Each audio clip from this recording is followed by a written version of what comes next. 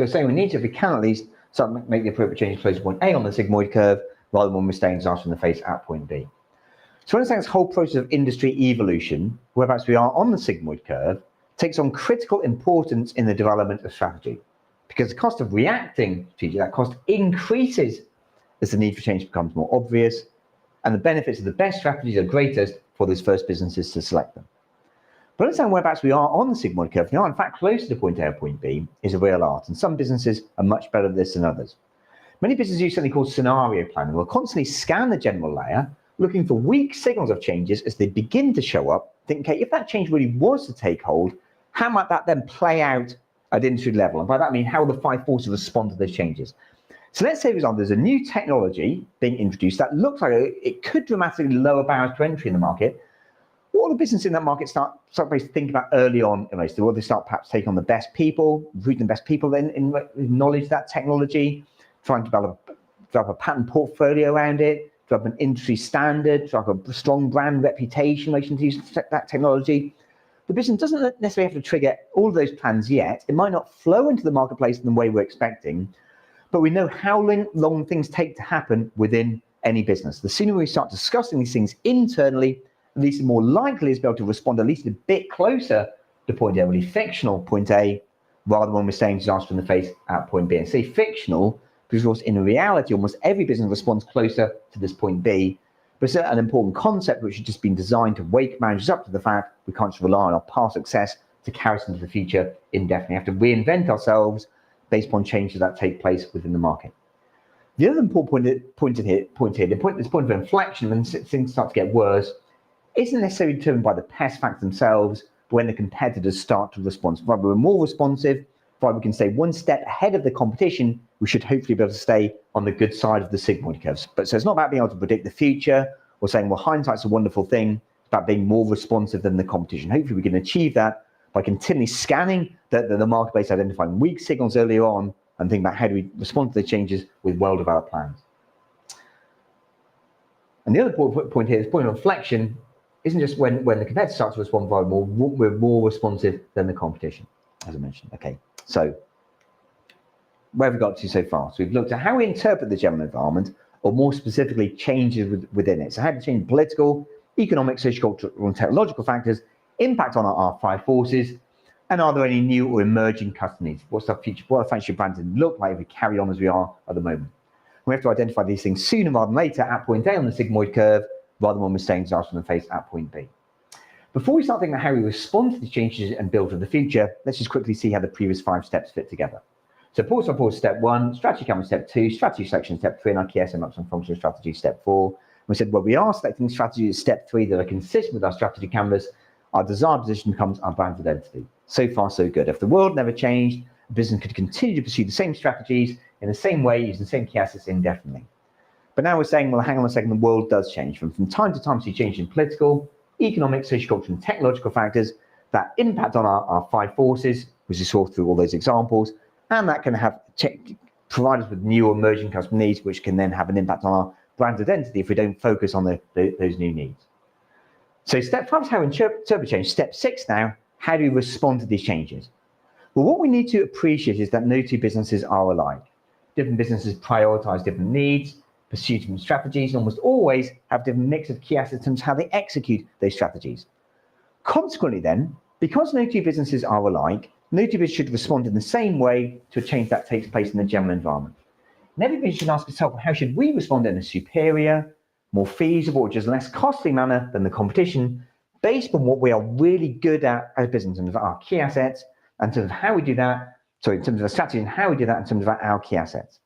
So what we should never do is just start off with a blank sheet of paper and then have some sort of knee-jerk reaction to a change that takes place out here without having, first of all, considered what the real strengths are. So if we do that, if we were to respond to change out here without having factored in what we're good at, our core strengths, we're in danger of jeopardizing strengths, watering them down, perhaps even destroying the source of our competitive advantage. And unfortunately, there are all sorts of examples of businesses that have done this. So Kodak is a great example of a business that has done this. So Kodak was a business that always sold products that were just technically superior to those products. Products were just better, higher quality products than their competitors, better film than their competitors. So a differentiation strategy Everything, of course, ultimately driven by their core assets. So the reason how their product was just better than everyone else, they had a great research and development department within Kodak. So if you remember, the blue circle was the human resources. So more specifically, the R&D team within Kodak that led the way in all sorts of new technologies, a really groundbreaking team within Kodak, including in digital imaging technology. Actually, Kodak themselves that developed the first digital camera back in the 1970s, on the verge of developing a patent portfolio around these technologies. However, Kodak got a new CEO who didn't really understand what the business was all about. He spotted a recession on the horizon, looked at the books, saw the research and development department way above the industry average, and cut a huge chunk out of it. The business never recovered, never able to respond to those technologies when they ultimately flowed into the market. Fujifilm, by contrast, was nowhere near as advanced as Kodak using its digital imaging technologies, but had started to make some inroads in using them, particularly in healthcare and engineering. And they also spotted this recession on the horizon. But as we said earlier on, the recognized recession would come to an end. And whilst, yes, there would be a financial risk to continue to invest in those potential future areas of growth, they recognized there would be that competitive risk in not investing. So they kept putting money into R&D around using digital imaging technologies for healthcare engineering, and still now very strong in these areas. Fujifilm makes all sorts of disease detection machines, X-ray machines made by Fujifilm. So we should be asking ourselves, well, how should we respond to these changes in a superior, more feasible, just less costly manner than the competition, based on what we are really good at business, our core strengths, our existing assets and capabilities. So when we do see a change go on here in the PES factor, step 5, and then step 6, how should we respond to our changes, our response should be quite unique to our business, and we build on top of our core strengths. So sometimes referred to as edging out from the core. So we respond to change by building on top of what we're already good at as a business. There might be certain things about the business that aren't relevant in the future. You might have to drop certain things. But will be some aspects of our business that make us unique, that define our identity, why we exist as an organization, that we build on top of in the light of change that take place out here in the general environment. So we should respond and amplify our core strengths then as a result of changes that take place out here. So some quotes to start us off on this point.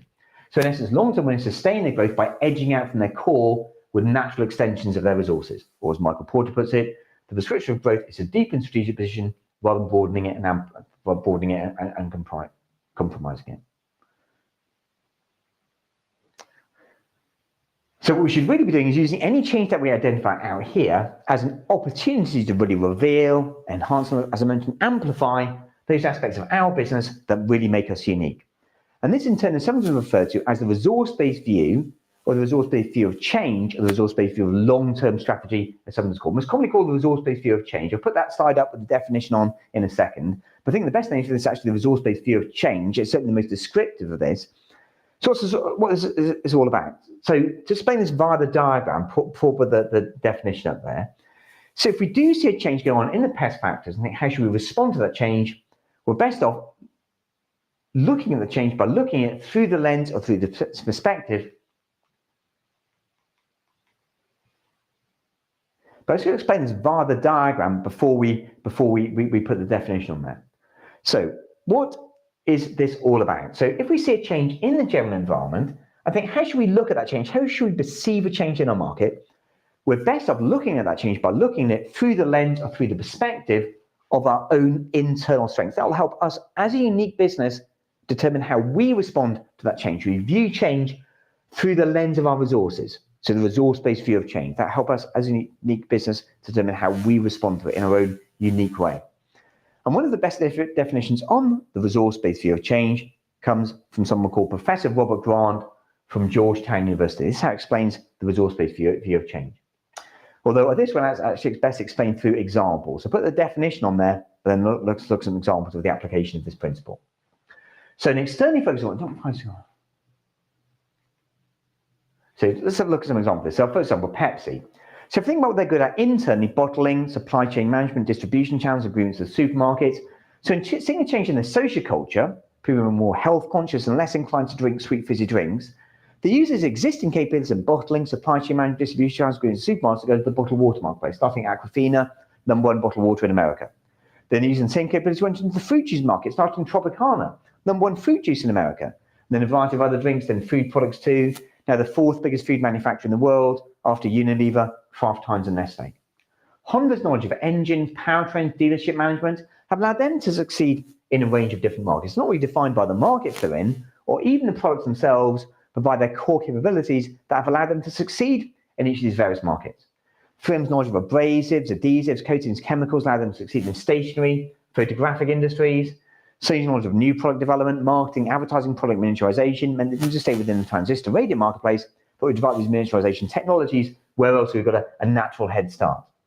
And a final example, Apple's knowledge of hardware, software, graphic user, product design have allowed them to succeed in a range of different markets. More than shown on here, Vision Pro, Apple TV, Apple Fitness, and so on. So what's not good at internally or any product service, we've got a natural head start due to our core strengths. So just 5 examples. We're doing this back and break, which is really short on this one. See in your group just 1 or 2 minutes on this one. Can you come up with any additional example business on multiple markets based on the same core strengths? See if you can just identify perhaps 1 or 2 additional businesses where they've done this. We'll see how many you can come up with in the time available. As well as product service, we also think other geographical markets where the business got a natural head start. It's commonly the case that customers in one location will foreshadow or anticipate customer needs elsewhere, thereby giving the local businesses who've already started to develop the capabilities to meet those needs a head start on those needs, then spread internationally. So this one helps to understand then, for example, how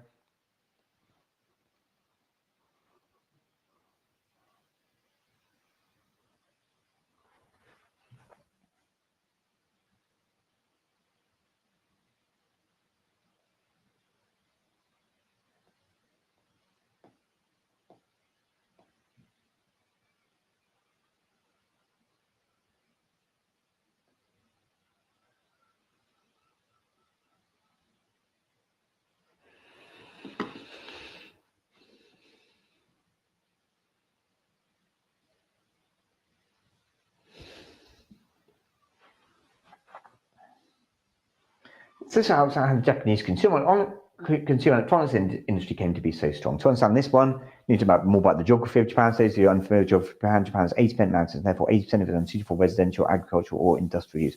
Consequently, people tend to live in more densely populated cities, largely in coastal regions, because of that, live more tightly packed homes than people of equivalent wealth in other countries.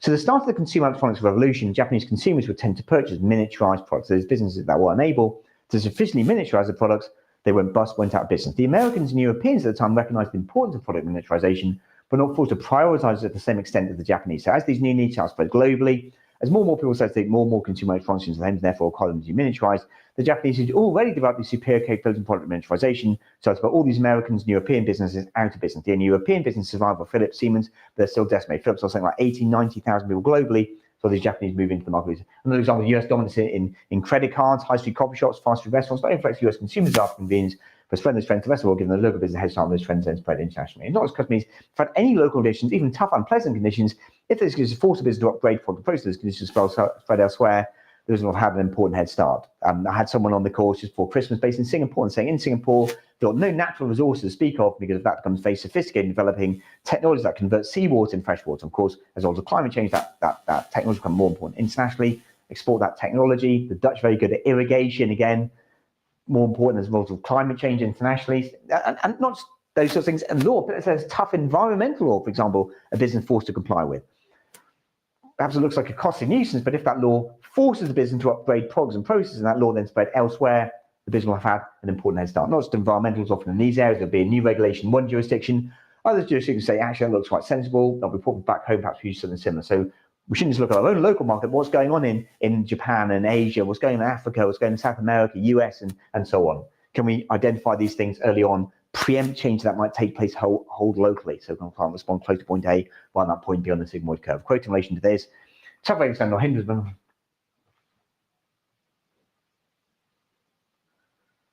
So it's not good. Internally, on the many products, we've got natural head start. And this is on so view change. So step 5 is how we interpret change. Step 6, how do we respond to change by viewing change through our resources and then build on those core strengths. So you go from the final step of the corporate strategy, which is an extension of step 6.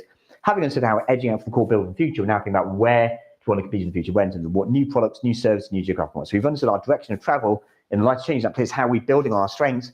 Well, perhaps now we can start exploring, are there any other product services or geographical marketplace where we can draw on those core strengths? Before we look at these in more depth, just to mention, looked at 3 broad classification strategy on this course. We looked at step 3, looked at these things called business strategy, about what are we doing to compete in the market. Then looked at our functional, how are we executing those. Then we look at our corporate, where we're using this, what we're doing in terms of product services, geographical marketing. We think our corporate strategy in one final diagram, really is the final diagram we look at the course. Very simple diagram as well. bit more complicated than that, but not much complicated. So we said this yellow circle represents all the opportunities available to everyone, new products, new services, new geographical markets. This blue circle represents the strengths of our business or the business we're analysing. And clearly we're interested in this area of overlaps. Where do our strengths overlap the opportunities? But we also need to be mindful of the fact we've got a competitor within the market with their own set of strengths. The area that we really need to focus on, which refers to the sweet spot of opportunity, is this area here. We've got a unique set of strengths to the opportunity. This area on the right, we really want to leave alone. Multistreaming is a fantastic, fast-growth market, but we do not have the capability to succeed here. Our competitors do. And there are all sorts of examples of businesses that made the mistake of chasing after those opportunities. Dell saw Apple's success in the MP3 market with its iPod. Clearly, Dell had all the hardware manufacturing knowledge, needed to have the same software, graphic user interface knowledge, never really all that successful.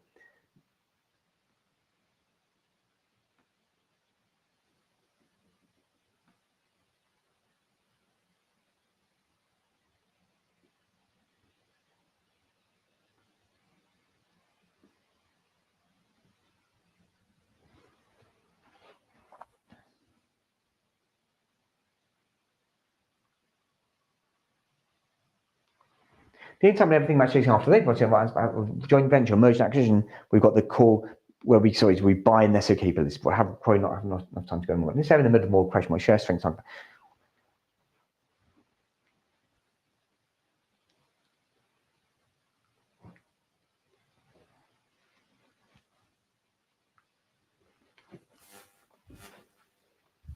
Let's fill up the diagram one last time. The portfolio set strategy accounts.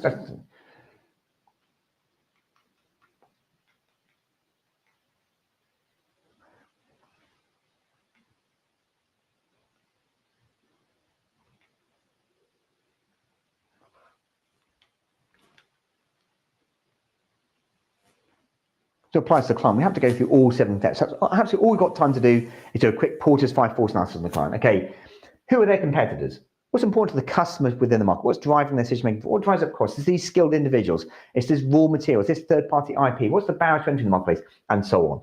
Or perhaps if we've got time, we add another layer of sophistication. Okay, we've done that, but how is that changing? Is there a new technology lowering barriers to entry in the marketplace? How are laws impacting on them relative to their competitors? Is some new fashion, taste, trend impacting on them in some way? Or what's their strategy? What are they prioritizing within the market and so on? Doing any of these things will give you an edge over the competitors who already think through these strategic issues, enable us to have those more engaging conversations with the client, ask them more substantive, more intelligent questions about the business, their strategy, home in on key issues, perhaps uncover new issues, and ultimately align legal advice to client strategy. As we've said throughout, as well as applying to the client, we can apply the same concept to our own market. So we draw our own strategy canvas as we did last time in relation to maximum resource utilization, or think where are we on the sigmoid curve, or how is our own marketplace changing, how technology impacts on our workforce, are there any product service geographical market we can go into, helping us to develop our strategies collaboratively. Okay, so we've covered a lot of ground in this course: Porter 5 forces, strategy canvas, sigmoid curve, future 5 forces, sweet spot of opportunity, and so on. So the last thing I'd like to discuss in the final breakout is what personally have you found to be most useful from the course, and which frameworks do you think you're using going forward? They're the same question, really, I guess. If you're going to use it going forward, it means that you found it useful. But is it Porter forces? Is it what we looked at today? Is it strategy selection? Is it key asset maps, resource based change? So what personally have you found most useful? What's your key takeaway points? So what would you use going forward? It'd be great to hear back from one of the groups again if the spokesperson gives us some.